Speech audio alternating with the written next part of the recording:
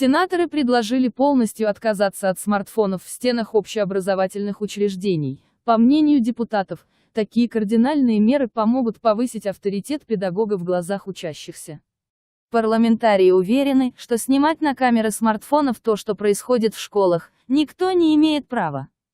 Сенаторы подчеркивают, что дети не должны жаловаться на педагогов или обижать их. В этой связи они предложили приравнять оскорбление учителя к оскорблению представителя власти и тщательно контролировать дисциплину в общеобразовательных учреждениях. Первым шагом к этому, по словам депутатов, должен стать тотальный запрет на пользование смартфонами в школах не только учениками, но и их родителями и даже самими учителями. Школьникам, их родителям и учителям во время учебного процесса нужно запретить пользоваться смартфонами, ведь школы являются государственными учреждениями. Все мы знаем, что в госорганах введен запрет на использование телефонов с видеокамерами, имеющих доступ к интернету, потому что есть моменты, которые должны оставаться за закрытыми дверями.